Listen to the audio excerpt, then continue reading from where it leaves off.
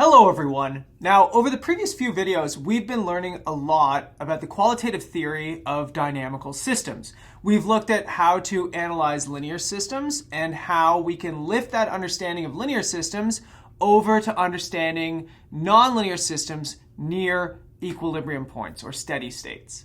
Now, the goal of this lecture is to take everything that we've seen so far and put it all together in order to sketch out phase plane diagrams associated to planar dynamical systems.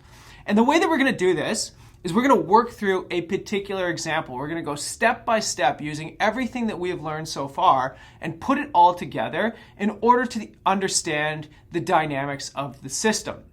Now, the way that we're going to do this is by looking at an RLC circuit. Okay, so we're going to imagine a very, very simple circuit. In this case, we'll have a resistor, so we'll call that R. We will have a capacitor,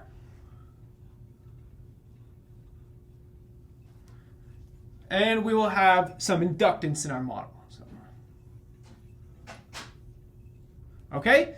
So this is the RLC that we get from our circuit, the name for this, the RLC circuit. And we have some important laws, some physical laws that can actually tell us how some of these things relate. So for example, we know that the capacitance C times the derivative of the voltage over the capacitor with respect to time, right? So we're sort of moving around this circuit in time, is equal to the inductance over the capacitor. And so we're sort of thinking about this thing as going around like this. So our inductance is sort of moving in this circle here. And the next piece of this, so this is our capacitor. Then the next physical law that we have is that the voltage over the resistor is equal to some function of, in our case, the inductance over the resistor. And this is, again, over the resistor, sorry.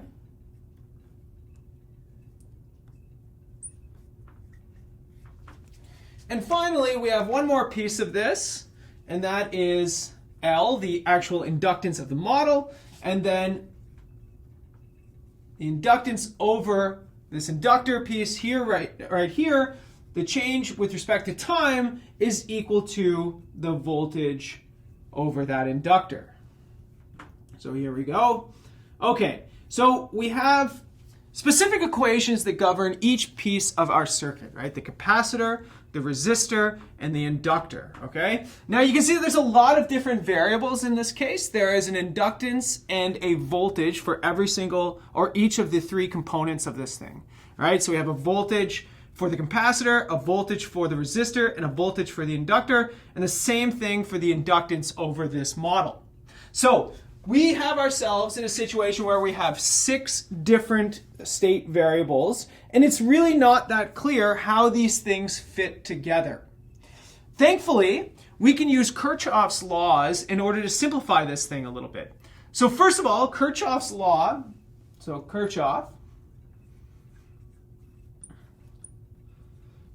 laws tell us 2 things. First of all, that inductance over the model is constant. So that tells me that IC is equal to IL, which is equal to IR. Okay, so that took me from a 6-variable equation, and it got rid of 2 of the variables because all I need to look at is one of the inductances, and that gives me all of the inductances together.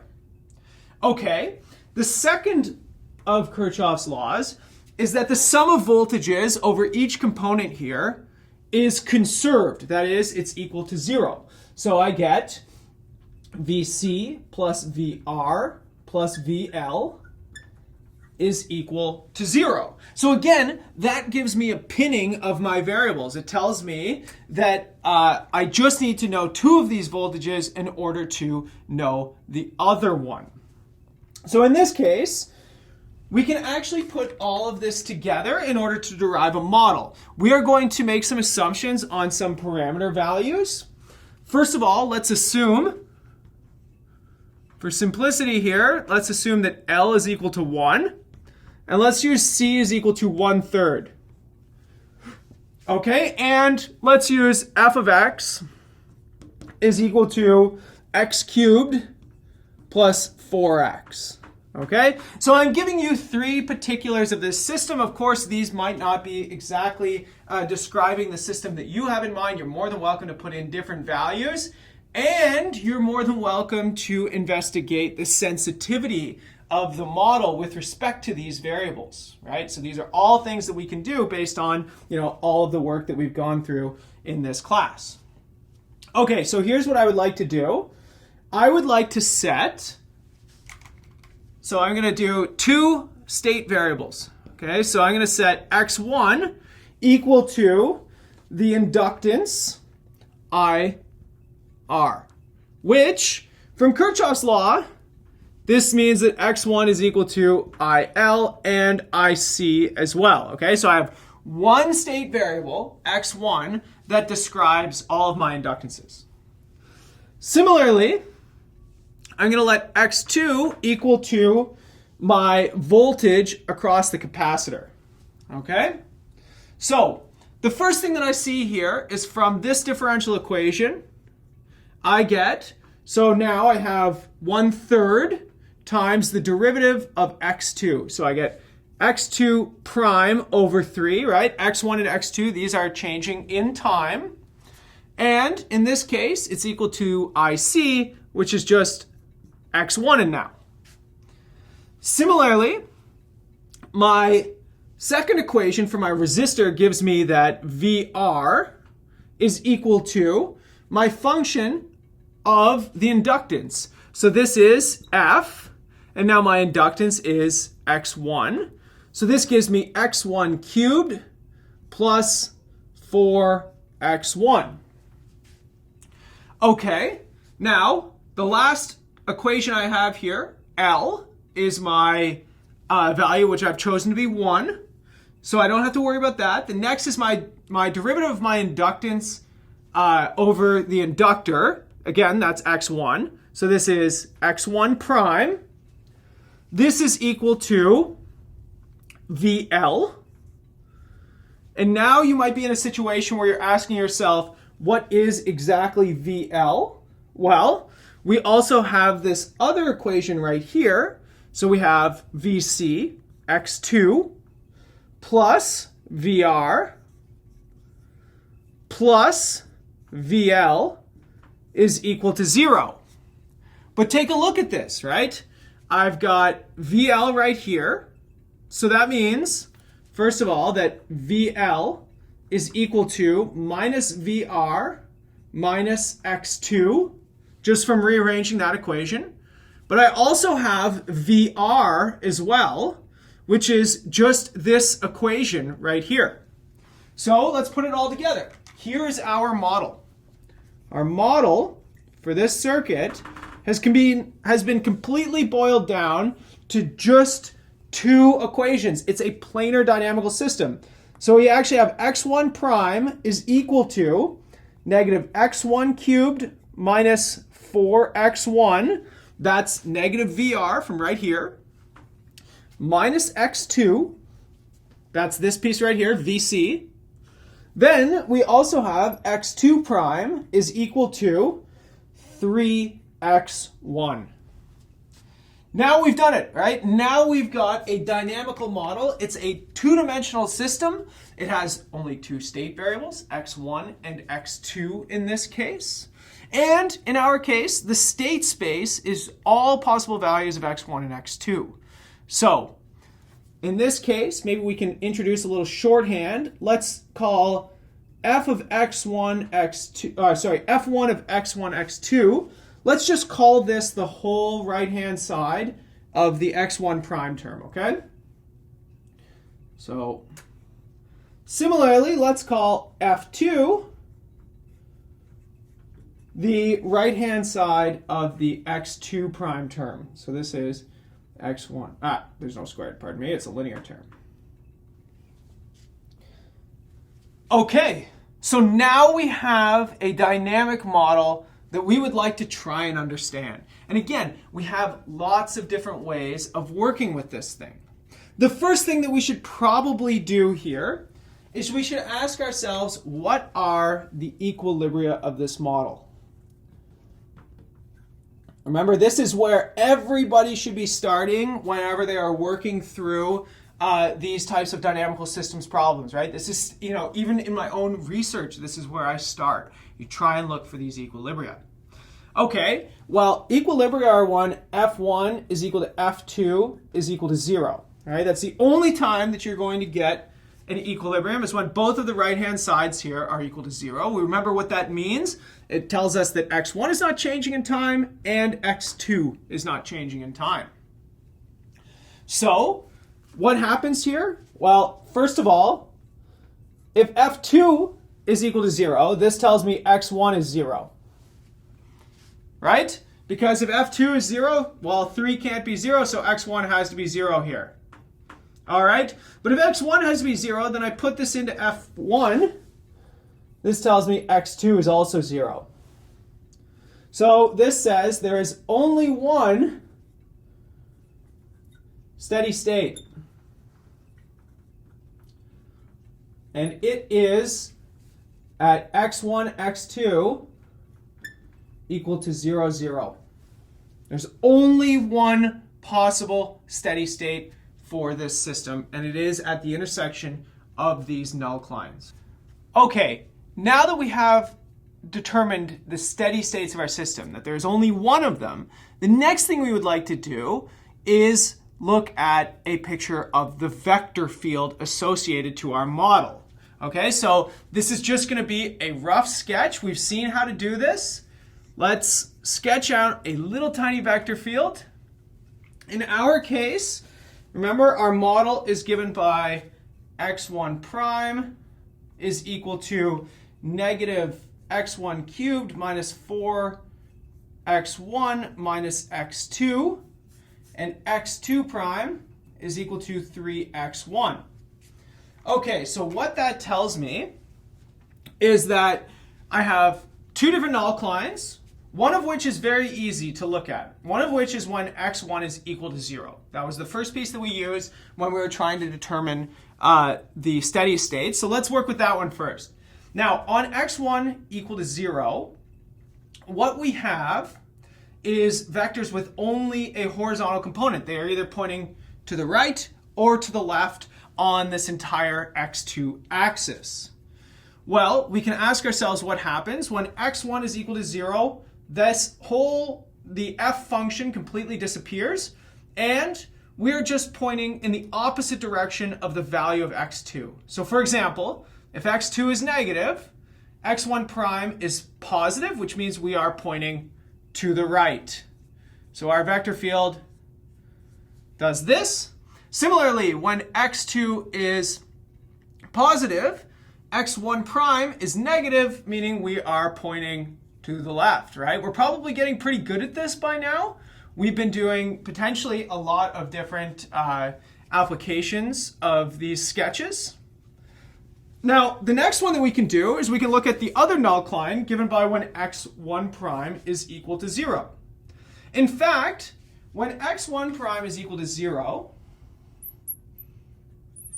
this gives me that x2 is equal to negative x1 cubed minus 4x1. Simple little function, right? This is a little a little cubic function. In this case, it only has one root, and that's when x1 is equal to 0. So it just goes through the origin. Let's try and do a little sketch of this thing.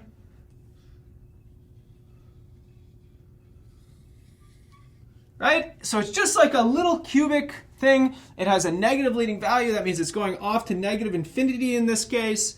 And what we would like to ask ourselves, since x1 is 0, all of the vectors on this line are either pointing straight up or pointing straight down. The question is, which side are they doing what? Well, if x1 is positive, so if we're on this branch of the curve, x1 here, if it's positive, is going to be pointing upwards, and that tells me that I've got vectors pointing in this direction. Similarly, if x1 is negative, then what I have right here is all of these vectors pointing downwards. And then what I can do is I can very easily sort of fill in what's happening. So in between these two, you can see this sort of continuous transition that's happening between these two things, right? The right-hand side of the vector field is continuous, so there is a just nice little continual transition from one piece up to the next. Similarly, right here, again, these are only meant to be sketches to help us try and understand what's going on, right? This isn't supposed to be perfect, as you can probably tell from my picture here. It's just to give us a little bit of information about what the system is doing in this case. So what you can see is there seems to be this sort of cycling around, right? It's not clear exactly what's going on in the system, but at least you can see the cycling. This is a little different than what we saw maybe with the whale model, where it was clear that everybody was just pointing to coexistence. So what we need to do now, we need to augment our discussion and ask ourselves about stability of our steady state. Okay, so we remember from the previous lecture how we did this. We used the Jacobian matrix, which is just the partial derivatives of the right-hand side evaluated at the unique equilibrium. We said if all of the eigenvalues of that thing have negative real part, then you have a stable equilibrium. Okay, so step 3 maybe, stability. Okay, so our stability computation here, well, we need the Jacobian matrix. So let's look at this. Partial f1, partial x1. f1 is just representing, again, this right-hand side of the x1 prime term here. This gives me negative 3x1 squared minus 4 partial f1 partial x2. In this case, just minus 1. Oh, these are great computations, right? They're nice and easy for us. Similarly, partial f2 partial x1. Well, this is just a nice easy 3. And then finally, partial f2 partial x2. This is 0. So that tells me that my Jacobian matrix, so I'll call it df of 0, 0, this is given by evaluating each one of these partial derivatives at the equilibrium point, 0, 0. In this case, I get minus 4, I get 3, I get minus 1, and I get 0. So in this case, I can compute the eigenvalues of this thing. Remember, everything comes down to the eigenvalues because those are the things that show up in your exponential terms when you do these linear dynamical systems. And if the exponent for the exponential is negative, you go to 0 as time goes to infinity. If it's positive, then you blow up. Okay, so let's say the eigenvalues here are lambda equal to minus 3 and minus 1. So we're stable. Right? So from what we talked about in the previous video, this tells us that if we start close to the origin, we are going to fall into it. Okay? This is what we discussed about the local linearization properties of these dynamical systems. This comes from the fact that both of our eigenvalues have negative real part, right? They're purely real, so there's no complex, no purely imaginary components. And they're both negative. Tells us that this thing should behave like e to the minus 3t plus a little bit of e to the minus t. Both of those things are collapsing into 0. That's good. That tells me I got a stable equilibrium point. Okay. So now let's actually go deeper, okay? Let's analyze this linear system. So you can, maybe this is like a little branch for a second, okay? So before we go back to the full nonlinear system, let's analyze linear system. And what is it that I mean by the linear system? I mean the linear system with this this matrix on the right-hand side. So I want to look at x1 prime, x2 prime equal to this matrix, minus 4, 3, minus 1, 0, x1, x2. Okay, so what I did is I got rid of all the nonlinearity. I did a Taylor expansion around the equilibrium point. So I zoomed super in on this thing, and I truncated at the linear terms. This is a nice linear dynamical system, similar to what we looked at with the Romeo and Juliet model, for example. Well, in this case, we can look at the eigenvectors as well. Remember, we said that the directions that matter are the associated eigenvectors. So let's compute them. So eigenvectors. Well, the eigenvector associated with lambda equal to minus 3, this is, I'll call it V1. This eigenvector is going to be given by minus 1, 1. Again, you know how to compute eigenvalues and eigenvectors. Go ahead and compute them of this matrix right here. Okay, we found the eigenvalues. You know how to do it. Similarly, lambda equal to minus 1 gives me V2 is equal to minus 1 comma 3. Okay? Again, just computed an eigenvector. Nothing fancy. I mean, this is, introductory linear algebra. This is stuff that you know very, very well, hopefully. Okay, but that tells me that the solution to the linear system, so a solution of linear system,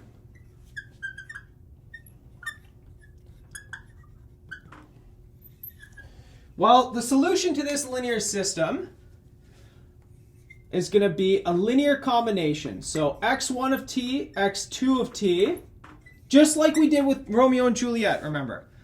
It will be a constant times eigenvector 1, v1, minus 1 to 1, e to the eigenvalue times t, e to the minus 3t, plus c2, another constant, times the second eigenvector, minus 1, 3, exponential eigenvalue, minus 1, times t. Okay. C1 and C2 are going to be determined by your initial condition. So wherever you would like to start, you can tune C1 and C2 to start you there, right? But in general, this tells you that solutions to this linear dynamical system, again, we've gone down a bit of a rabbit hole. We're not talking about the nonlinear system right now. I'm doing a little bit of an investigation of the linear system. Well, in this case, the linear system is going to have this exact solution. And what do I see? Exponential that goes to 0, exponential that goes to 0. This thing, no matter where you start, whatever C1 and C2 values you start with, is crushing into 0. That's where this idea of stability comes from. Now, let's try and sketch out what this looks like, okay? So, let's say, here's a sketch. Similar to what we did with Romeo and Juliet, okay? And there's a reason that I want to do this, because it turns out that understanding what it looks like for the linear system is going to really help us to understand what things look like for the nonlinear system. Okay, let's say x1, here's x2. The first thing I would like to do, I'd like to plot my eigenvectors, okay? So my eigenvectors are going to be minus 1, 1. And what's happening? If I start anywhere on that line, that means I only have a C1 component. I don't have a C2 component. So what happens? Exponential pulls me in towards 0. So if I started right here, I would get this pulling me in towards 0. Similarly, if I start down here, I get pulled in towards 0. So this is just like what we do with a phase line diagram, right? This is essentially a phase line diagram, just crooked. And this is telling me no matter where I start on the eigenvector, I always get sucked into this thing. Okay, then I can ask myself, what would a solution that is just on V2 look like? Well, in this case, I get a very, very similar vector, but it's much steeper in this case. Right? And the same thing happens. I am getting sucked in to the origin here.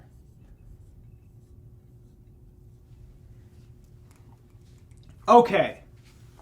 Now the question is, what exactly is happening in between for this system? Well, let's take a look at what happens. -3 is much smaller or more negative than -1. That tells me that this goes to 0 much faster, right? So maybe I can just put a little line underneath. This was the pink line, and this was the yellow line, just so that you can keep that straight in your head. -3 is going to 0 much quicker than this -t right here. So that tells me that, if I start with any general value of C1 and C2, this term disappears faster than that term. So that means that I see less of this eigenvector than I see of that eigenvector. Okay? So what does that mean? Let's imagine I start with an initial condition maybe over here. Okay? Well, I am getting pulled towards 0 no matter what. So eventually I'm winding up here. But what happens? Again, I slowly lose this piece and I start to look like this eigenvalue or this eigenvector. So that means eventually I'm sort of becoming parallel with a little tiny bit of error. So what's happening? You're getting something that kind of looks like this. I mean, not the best drawing I've ever done, but essentially you're coming up and you're losing this piece of the eigenvector and you are starting to become parallel to this thing right here. Okay, so again, same thing is happening down here, sort of coming down, right? So you can see it's sort of starting parallel to this eigenvector because as you go backwards in time, it starts to look like this thing. But as you go forward in time, it starts to look like this thing. Same thing right here. All right, so I don't want to make my picture too messy. But this is the basic idea of what's going on, right? So I can draw one more picture in here. I hope that you're able to still read this. I know that it's getting slightly messy, but the point is everything is contracting into 0. Okay, that's good. I know that from the negative exponents. But the important thing is how they're contracting into 0, all right? And they're mostly contracting along this eigenvector right here because this one goes slower, right? So it's essentially a comparison of rates. Okay, so now the question becomes, how do I put all of this information together, right? Because I spent a bunch of time just talking about the linear system. Well, what I can do is I can leverage my understanding of the linear system plus the vector field plus the stability computation in order to get a pretty decent picture of what my system is doing in this two-dimensional phase space. Now, how do I do this? Well, let's remind ourselves what we had.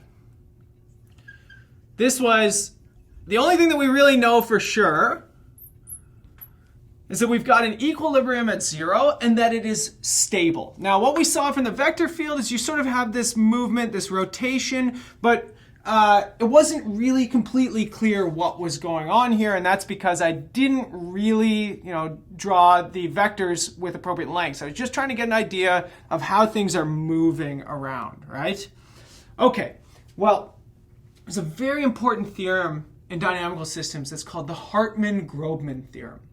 And it says the more that you zoom in on an equilibrium point, the more it's going to look like the linear system.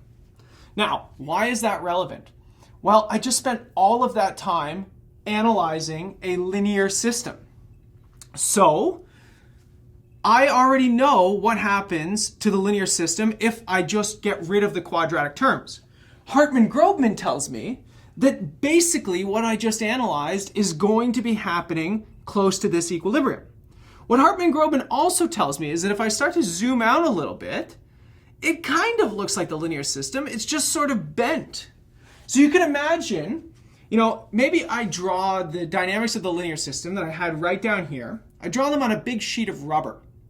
And then I sort of stretch that rubber in one direction. I get someone else to sort of stretch that rubber in another direction. That's kind of like what's happening with a nonlinear system. You just kind of have this stretching of the rubber that comes from the nonlinear interaction terms, okay? So the further you zoom out away from the equilibrium, the less it becomes like a linear system. Okay, so what does this really mean? Well, remember the linear system had essentially these two eigenvectors, and we saw that everything was going into the -1, 3 eigenvector. Well, essentially, we can interpolate what's happening here just by kind of stretching things out a little bit. So for example, we could have something that looks like this. So maybe this is coming in parallel to the eigenvector. Again, we use arrows to indicate direction of flow. This is movement into 0.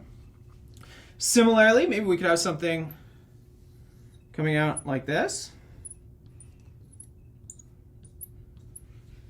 Or maybe we could have something that kind of does this. Just like the linear system, right? So it's basically looks like the linear system. I'm kind of just accentuating the nonlinearity by, drawing a little bit more curvy diagrams. But that is really about it. Right? I don't know exactly what it looks like, but at least Hartman-Grobman gives me a pretty good idea. So another thing I could do is I could do this.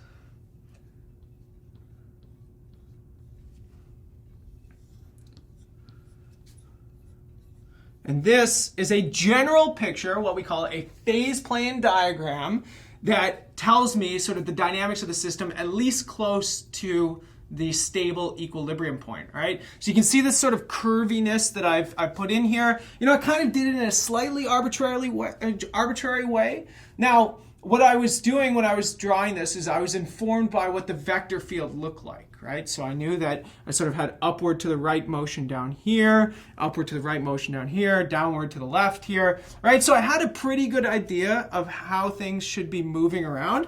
And then the linear system that I analyzed takes it even further. It says it's basically just these little eigenvectors that are contracting in on each other. Okay, so I'm not saying it's perfect, but I'm saying it's better than nothing. Okay? And in this case, now we can see that essentially, so from our diagram, we can see that everybody converges to 0. So again, this is something that follows from our stability computation, right? Our stability computation of that steady state told us that if you start close to 0, you go in and you continue to go to 0, right? Now, again, we should be very, very careful with this diagram. This is only near the equilibrium point. We don't know what's happening far from the equilibrium point, okay? In that case, we could use computational methods, or we could use phase plane plotters that account for the further away, the nonlinear terms. We could use better vector field computations. In this case, this actually turns out to be the full phase plane. Nothing else happens. But it's very possible that something maybe very exotic happens up here. That's not captured by our linear analysis. Linear means close. Close means that we have to zoom in super close on the equilibrium. Okay, so I want you to keep these in mind, but what I'm providing you with is a sort of suite of tools to sort of feel your way around dynamical systems. If we had a way of just doing everything at once, then this wouldn't be a very interesting discipline, right? We have to use a lot of our intuition here in order to try and guide ourselves through these types of problems. Okay, now, just like we've been doing over and over and over, we can ask ourselves, what about sensitivity of the model? Right? So remember, sensitivity is a slightly different computation when we start talking about dynamical systems, because with dynamical systems, we're really asking about robustness. And in our case, robustness means, do we still get stability of 0, 0 if we sort of tweak things around, right? So for example, let's look at the sensitivity with respect, with respect to the capacitor's value C in this case. Okay? So in this case, our dynamical systems model, if we leave everything else the same, is minus x1 cubed minus 4x1 minus x2. And x2 prime is equal to, now this originally was 3x1, but 3 was 1 over our value of c. So this is going to be x1 over C. Okay, so remember, the only thing we really did other than draw a little phase, other than a vector field, was we looked at the stability of the equilibrium. You can again see that there's only one equilibrium. Same basic thing. So there's only one equilibrium at 0, 0. That's a good thing for us, right? That says that no matter the value of C that I use, I still only have one equilibrium. So nothing changes that much, right?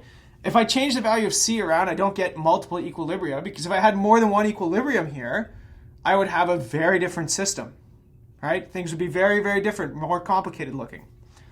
Okay, so let's look at the stability of it. Okay, well, you can compute the Jacobian matrix in this case.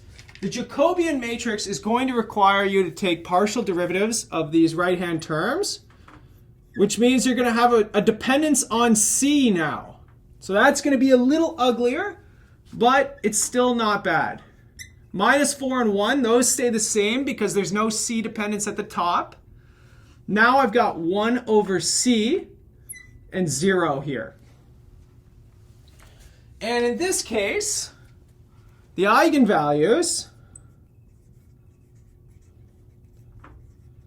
well, you can compute the eigenvalues of these things, of this thing with as a function of C. In this case, I get minus 2 plus or minus the square root of 4 minus 1 over C. So let's take a look at this, all right? There is clearly a critical thing happening here for our values of C. In our case, if C is bigger than a quarter, this implies the eigenvalues are real and negative.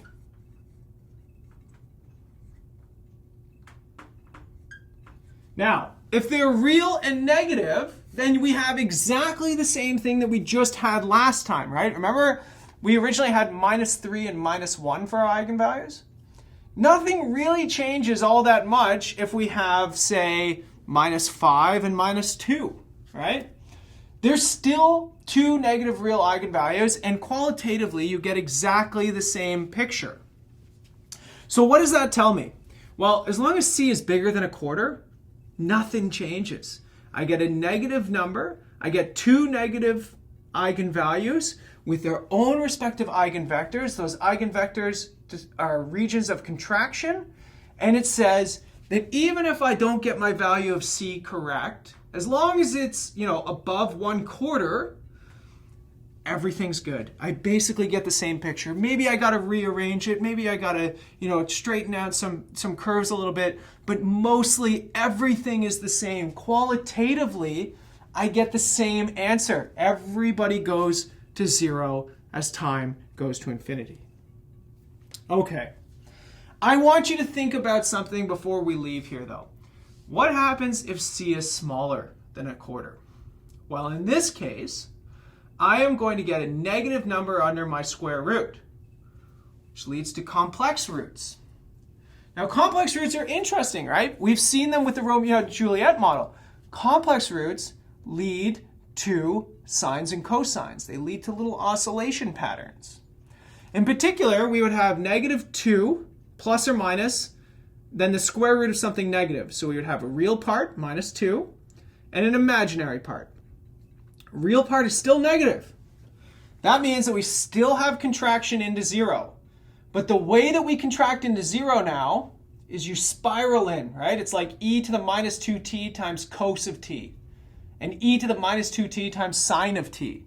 So what are you doing in this picture? You're no longer monotonically coming in to 0. You're going to spiral in, like flushing a toilet, right? So that is the critical difference, right? If C is small, right, if it's below a quarter, you spiral in, flushing, right? A little whirlpool that spirals you into 0. But if C is bigger than a quarter, then you just monotonically converge in. So this is the key range, right? Because no matter what value of C you're going to use here, you still get stability. But even though you get stability, you go in a different way. You could either go in monotonically or you can spiral in. So this is where you have to be extra critical, right? You need to determine which range of C you are actually in. Now in our case, we use C equal to a third, which gave us this C bigger than a quarter range, which gave us this monotonic convergence. But again, if you're doing this as a mathematical model and you were performing the sensitivity check, if your model puts you very, very close to this threshold, that tells you that you are quite sensitive to what's going on here. You need to be very, very precise with that parameter because you want to know, am I going in monotonically or am I spiraling in? Okay, in this video, we walked through step by step how to get rough approximations of phase plane diagrams, right? We used everything that we've learned so far. We used vector fields, we used steady states, we used eigenvalue and eigenvector methods, linear dynamical systems, put it all together to get this beautiful portrait of a nonlinear dynamical system. I'll see you in the next lecture, everybody.